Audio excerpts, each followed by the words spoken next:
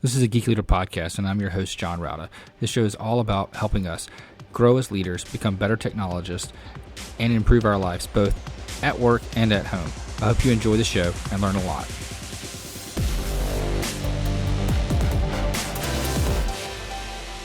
Welcome to a Geek Leader podcast. I'm your host, John Rauda. And if you could, please do me a favor and take a moment and leave a rating and review in whatever podcast player you're listening to this on, whether it's Apple Podcasts, Spotify, iHeartRadio, doesn't matter. I would greatly appreciate it. And that feedback really helps get other listeners to the show. Also, if you're not subscribed, go ahead and subscribe so you don't miss an episode. And if you feel so inclined, you can go to geekleader.com/tip and donate to the show. Thanks so much. All right, Geek Leaders, today I'm honored to have Lucy Adams on the show. She has spent her career in HR. She's the author of a book called HR Disrupted and the CEO of a company called Disruptive HR. She also has a podcast, which I'm sure we'll talk about it a little bit as this episode continues. But today we're going to be in for a ride. We're going to talk about leadership and all kinds of cool stuff. So with all that being said, Lucy, welcome to the show. Thanks, John. Good to be here. If you don't mind, just tell the audience a little bit about your background and how you got into human resources and what is it that you do today? Okay, so I didn't plan to get into HR. I don't think anybody does, right? I wanted to be a ballerina, and until I got to being really tall, and I wasn't very good at it. And I did a bunch of stuff, but mainly in kind of operational management. And then I got offered the opportunity to do some work in HR. And my boss at the time said, "Whatever you do, don't go into HR. It's a career cul-de-sac." And do you have cul-de-sacs in the US? We do, yes. Oh, cool. So you know what that is. And but I did. And actually, it was a great career. You know, I worked in HR for some large companies. And probably the one that your listeners will know was the BBC, where I headed up HR for about 5 years. And for the last 10 years, I've been running Disruptive HR. Because I just got so fed up with my own profession. It just felt really like we were still doing stuff like we did in the 1980s, you know. It just felt so old-fashioned and really needed some innovation and some fresh thinking. So that's what I do now. I work with leaders and I work with HR teams just to help them think differently. So what's an example of some of the things that people do today in HR that's really like old fashioned that they should be changing? We should be doing something a little bit more, I don't know if it's technology or what we should do to make it more modern. Well, I think the weird thing is that it's not actually about making it necessarily AI enabled. It's actually about doing stuff that really works. So the classic example of a technique or an established way of doing something that we've had for forever that has never really worked and doesn't work now, and yet companies still do, much to managers' frustration, employees' frustration, is the performance evaluation, the performance review. Yes. So you may have listeners who are about to go through it, have just been through it, either on the receiving end of it, where they've been told there are meets expectations and that's actually good, and everyone knows that it's not actually good, it's the middle one. Or they could be trying to find a meeting room to have that one-to-one, and they know that they've got to give their team member a rating out of 5 at the end of it. What's this got to do with actually improving performance? So if we look at what actually improves performance, it's not having objectives set at the start of the year and then a review at the end of the year and a rating out of 5. And even worse, if we're then given guided distribution. So as a manager, we've only got a certain amount of 1s, 2s, etc. What actually improves performance is, first of all, employees owning and driving their own performance, leaning into it, setting their own objectives. If we feel that we're going to get graded and assessed at the end of a conversation, then we're going to justify what we've done. We're going to defend our performance for the year. Whereas actually, if we're owning and driving our own performance and we're not going to get rated and assessed, then we're much more likely to be leaning in, curious, open, which is what we need if we're going to improve performance. Second thing that improves performance, small, course corrections throughout the year, Right. not waiting till the end of the year and then dumping all the feedback on some poor employee. We know that ratings don't actually work because managers are subject to rater bias, not because they're bad human beings or bigots, but because they're human.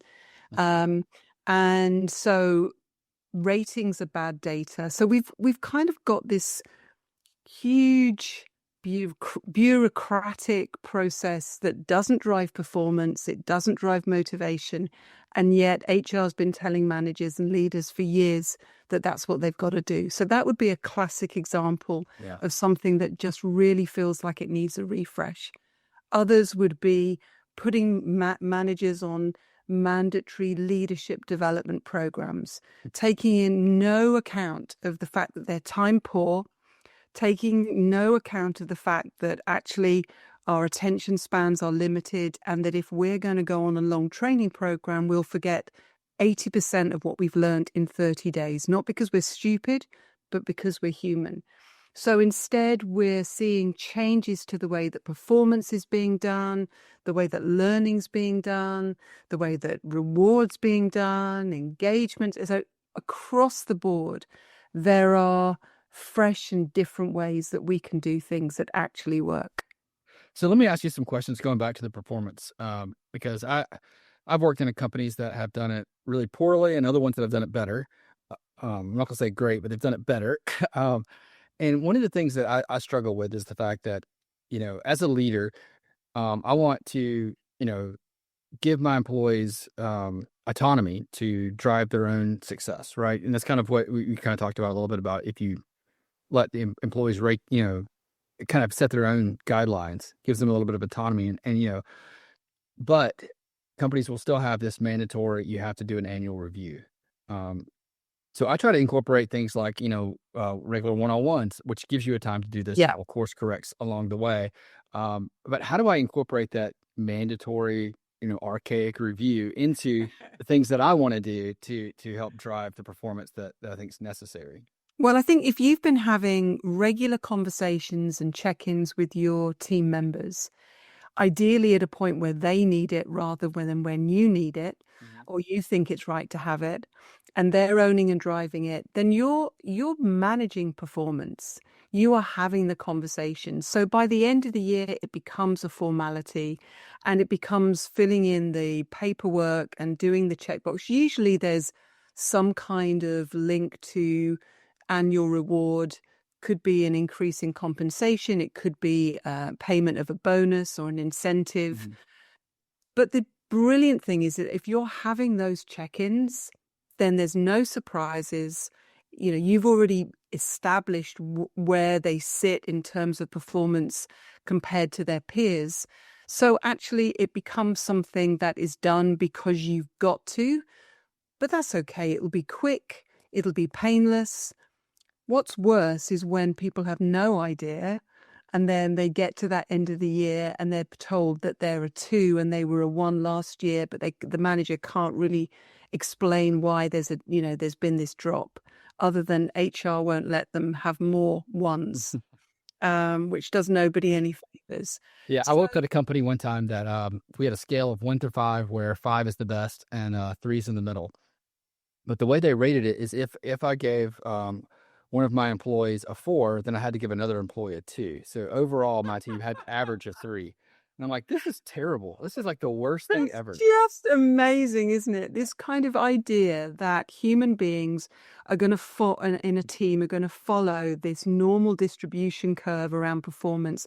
They are human beings. You might have one leader who's got a team of absolute stars, or another team leader's taken over a team and performance hasn't been managed and they're not that great and they're not performing very well. But the idea that the normal distribution curve has to apply equally in the same way to both teams is just madness. I used to have a client where if you got the bottom rating 2 years in succession, then you were put on an immediate performance improvement plan, which is not as nice as it sounds. It's basically next, one more step. You're about to get you're out. Yeah, you're out, right?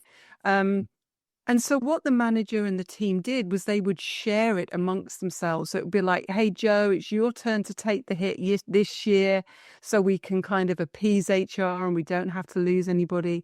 When you set these kind of ridiculous constraints and artificial boundaries and mechanics like this, managers just game the system. And that just makes a mockery of it all. So why are we doing it? I mean, I love what Atlassian do. So, great tech company doing some really innovative things. Their managers just ask 3 questions of their team members each week. They say, what are you working on? How can I help? And how are you feeling? Now, they vary it a bit, right? They don't ask it the same question like robots, but in essence, what they're trying to do is to say, are you aligned with what the rest of the team's doing? I'm here as a coach to help you improve and get better. And I recognize that you might have some stuff going on for you physically or mentally or emotionally that might be impacting your performance, and I'm here to listen. That's great performance management. And if you as a manager are asking those kind of questions, what are you working on? How can I help? How are you feeling? If you're asking those kind of questions every week, you are doing a great job of managing performance. And yeah, so HR might come along with its paperwork and its documentation and its rules, but in essence, you're getting better performance from your team, and that's what it's about. Yeah, one of the things that I found, now I love my HR team. I love working with them. They're great people. But I think they fall into a trap of too many policies, and policies for the sake of policies. Like, this company has a policy on this. We need a policy on this. What is your take on what policies are essential and which ones are just kind of, there's another one, Right. Well, I think first of all, many HR people, they work really hard and they did not come into the profession to become the compliance officer. But sadly, I think so many companies and leaders and HR leaders are worried about the rogue employees, the badly behaved employees who are going to damage the company. Now, in reality, they are a tiny percentage of the people that are going to work in your team. If you hire well and you treat people well, in reality, the vast majority of people want to come to work, do a decent job, want to treat their colleagues well, behave decently. But HR has ended up designing around the lowest common denominator. They've ended up designing their policies around the 1 or 2 people who have done something wrong, and they feel that they have a responsibility to never allow that behavior to happen again. The sad thing is that we then end up with countless rules and policies that make it a very kind of parent-child dynamic in an organization at the very point where we want people to be behaving like adults, using their judgment, challenging the status quo, taking a calculated risk. But what we're creating with these policies and these rules and these processes is compliance and passivity. People wait to be told, wait to be given permission. And it just creates an environment that is not pleasant to work in. Now, I can't speak about the US because I don't know, but in the UK, we actually, by law, need about 4 policies. 4. Most organizations will have at least around 30. Wow. And we think, is that keeping us safe? Actually, it's not. Because when you end up in a legal tribunal in a case for unfair dismissal, it's very often not because the manager has done something really bad. It's that they didn't follow the policy to the letter. So by creating these unnecessary policies, we are preventing managers from using their judgment about what is right for this individual in this circumstance in this context. We're creating an environment that's very parent-child at the point where we need people to be stepping up and behaving like adults. And, I think that there are so many changes that we're seeing now where companies are recognizing that if we create an environment where we start from a position of trust, productivity innovation, even stress levels, the KPIs go in the right direction. If you think about the best leader you've ever worked for, it wasn't the one that was adhering to the rules at every possible scenario, that, it was the person who said, I trust you, use your judgment, I've got your back, who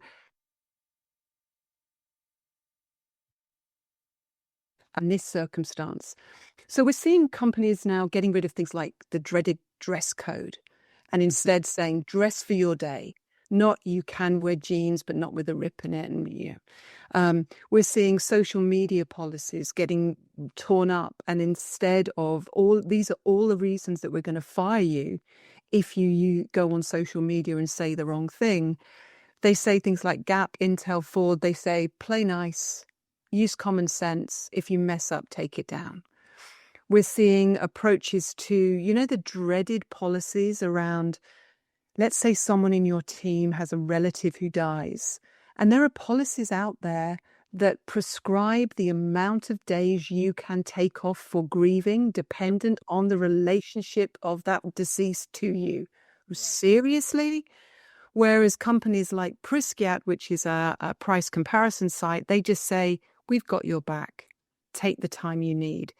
And if you're a manager, the person in your team that is taking the mickey, that is, whose grandma's died for the third time this year, versus the one who is genuinely struggling and needs more time.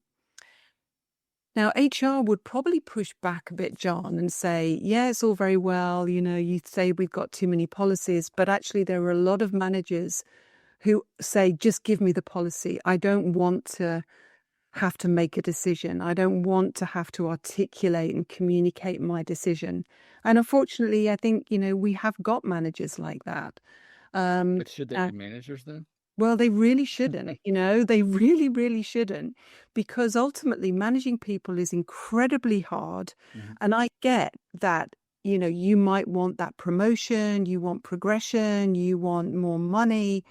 But ultimately, if you don't want to manage people, don't become a people manager, because it is really, really tough ask. Yep. And you've got to want to do it. Yeah. And it's very different than I haven't told this story in a long time, but back when I first became a manager, I was a really good, software engineer. And then it was, let's take the best, one of the best software engineers on our team can be in charge of everyone in the team. Well, that's a very different skill set. And one that I absolutely sucked at for a while, because I had to learn how to do it. And the company I worked at did have these mandatory leadership training things you had to go to, managers training, as they called it. And it was an absolute waste of time, like you said. One good thing that came out of it, they had all of our executive vice presidents and senior vice presidents give little talks about stuff. And every one of them ended with the same kind of thing. If you're interested in having me being your mentor, reach out to me. So I emailed every single one of them. And only one of them would accept me as a mentee. They've got you nailed as trouble, right? They're like, oh no. I mean, one guy literally, he said, he goes, I'm a terrible boss. You don't want me to be your mentor.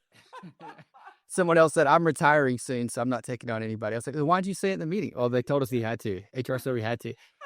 But then I had one guy, and he became my mentor, and he was fantastic. And he really helped me out in a lot of different ways when it came to managing people. He had that kind of tough love type mentality where I had two people quit on the same day, and he asked me he's like, why do you think they quit? And I was like, well, you can, you'll make more money working for the banks, and they're going to work for a bank. And he says, no, you're not going to quit for just a little bit more money. He's like, they quit because you're a terrible boss. He started telling me all the things I did wrong. I'm like, you know what? You're absolutely right. I need to fix those things. But that's how we learn, right? We learn from other people who've been there, done it.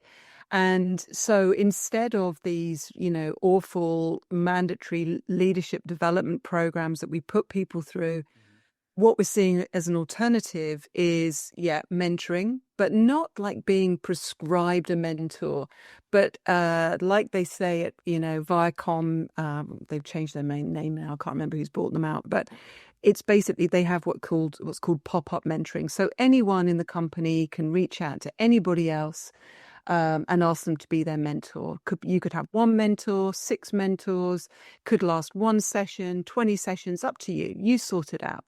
But we're also seeing, and they do this at Netflix, they do this at a variety of other tech companies, where leadership development is all around scenarios. And you come together in small groups and you're given a scenario and you talk it through. Mhm. And you hear how your peers and your colleagues have approached it. And you might be thinking, well, I'm not doing that. That sounds terrible. Or you might think, oh, actually, I really like that. I could use that. But what you're doing is you're learning that people leadership is always in the grey. It's always contextual. And there's always a variety of options that will work for you and your personality. You might be, I doubt it because you have a podcast, but you might be highly introverted, right? Well, then certain things are not going to work for you. You might have a purely virtual team. Or you might have everybody's in the office. They might be highly experienced, or they may be all newbies. There's a whole range of scenarios. You've got to find what works for you. I love what SAP do. They say, we're not going to prescribe how you need to do leadership, but we expect you to do 3 things. And those 3 things are, we expect you to coach your team, show appreciation, and lead with trust. I love it because it's simple, it's memorable, and it's not saying, and this is how you do it. It says, these are the outcomes we expect, and we're going to measure it. We're going to ask your people with pulse surveys and find out whether you're a decent manager or not. And if you don't kind of get good trend scores, you don't get to go and manage more people, and you might not be able to manage people anymore at all, because it matters. Yeah. And I just think that's a much more powerful way. Find out from your peers, discuss it, raise issues. Say, like, I've got this scenario. Somebody will have dealt with it. You don't need to go on a training program. You do need to talk to your colleagues, discuss it, kind of get some challenges, maybe get that mentor. But ultimately, that kind of formal theoretical training is probably not is not going to do it for you. Yeah, absolutely. Let me ask you a question about, maybe this is just advice for myself, and hopefully other people listening will learn from it as well. So when you're managing leaders, so you're like the leader of leaders, and you're managing other managers, and maybe you're managing vice presidents who have directors underneath them, who have managers underneath them, who have individual contributors, and it can be way down the list.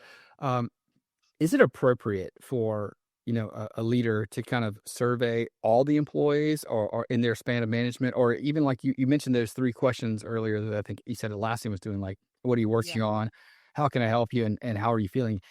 Is it appropriate for like the senior leadership to ask everyone under their privy those 3 questions, on a weekly basis or monthly basis or something like that to find that out?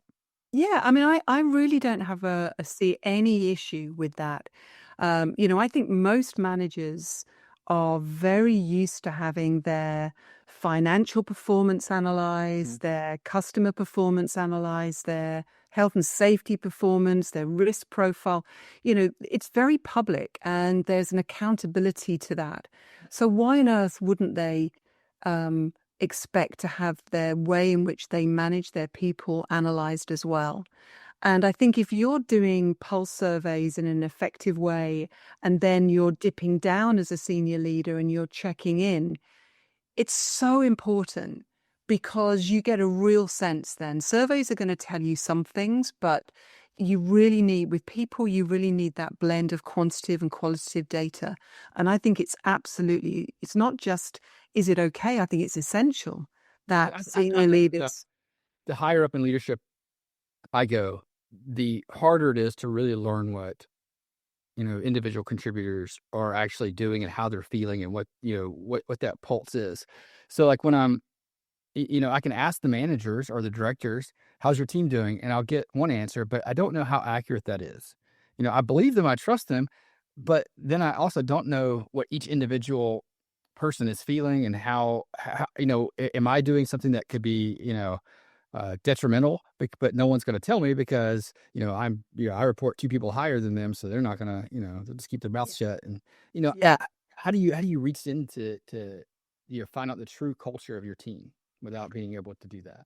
It's a really tricky one. And I think that this is a broader cultural question around, is it okay to be honest? Is it okay to give bad news? We've all worked in those organizations. I know I have, where the person who gave the truth, the fact that it wasn't going to plan, that customers weren't happy, they were not getting their bonus that year. They were seen as a pariah. They were seen as somebody that was going to be a problem.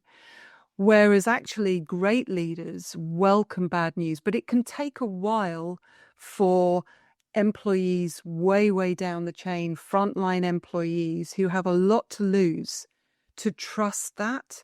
So I think that there are some techniques that we see. I like what Ericsson do. So they have sessions where they don't call it a Q&A session or a town hall. They call it a speak up session. Survey Monkey, they have this kind of real emphasis on showing curiosity. So they have, rewards for the most difficult and best question of the month. So I think there are ways in which you can establish a rhythm and an acceptance that difficult questions, that radical candor is okay. It's not going to be punished. It's got to be done respectfully, and it's got to be done with a kind of a sense of what the consequences might be. So it's not just people shouting their mouth off and being disrespectful and rude just because everybody can be honest. I think it's helpful to establish some guardrails about that. But equally, I think it's essential that if you're a senior leader, if you haven't walked the floor or jumped on a Zoom call with some people who are reporting into you 2 layers down, how do you know what's really going on? Exactly. Now, you might have good survey data, but I think that kind of qualitative piece is really important.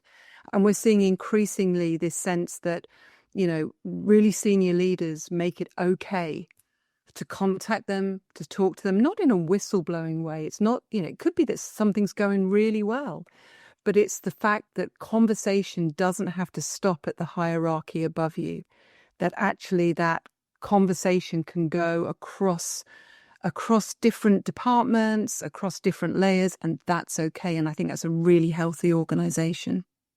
Yeah, I think that's, that's what I want to try to get to, because it's really difficult for me to understand the culture of what's going on, at the most basic and most important layers of your company, which is your individual contributors, without having those conversations.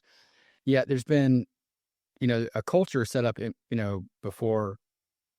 long before I've been here, that there's a hierarchy and you follow that hierarchy, and you kind of, and it's like, I don't want to blow up everybody's past, but in reality, like, I think it's important to build relationships with everybody.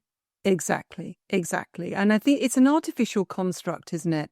We created hierarchies because it made management slightly easier. You have a span of control of maybe 10, maybe 12, maybe 15. And that's, it's almost like a military model. But it doesn't create a healthy culture if people from this team can't speak to that team over there, or can't speak above to the layer above them.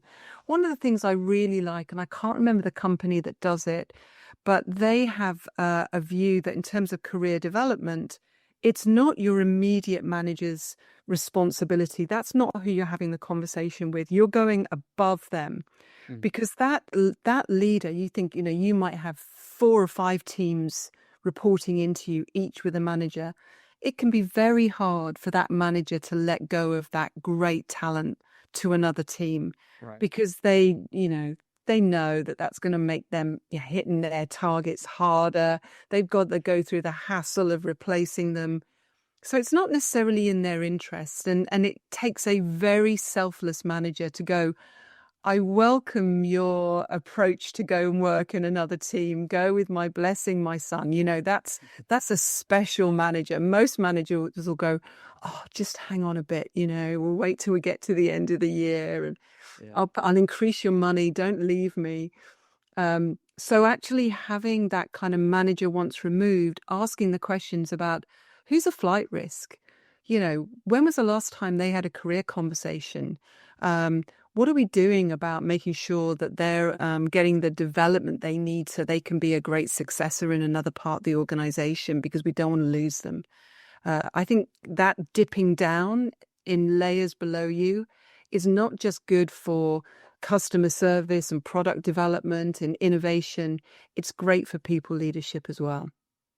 Yeah, absolutely. I think, yeah, it's, I So love go start asking the questions, John. Yeah, I need to start asking the questions. And when you talk about Atlassian sending the emails, is email the right method for that, or would it be more like? No, apologies if I express that they did it by email. It's face to face. Okay, good. Or on Zoom. Yeah, Maybe I just construed that in my brain. it's maybe my English accent.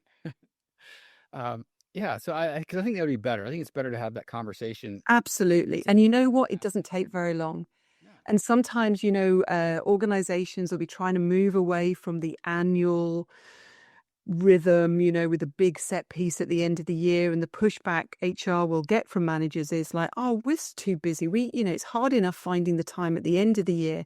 But actually, if you're having these very short, by the water cooler, by their desk, quick conversation at the end of a Zoom call, if you're having those small course corrections, not only is your performance going to be stronger, you're going to deal with poor performance more effectively, but it doesn't take a huge amount of time. It really doesn't. It's kind of like, a 5-minute conversation.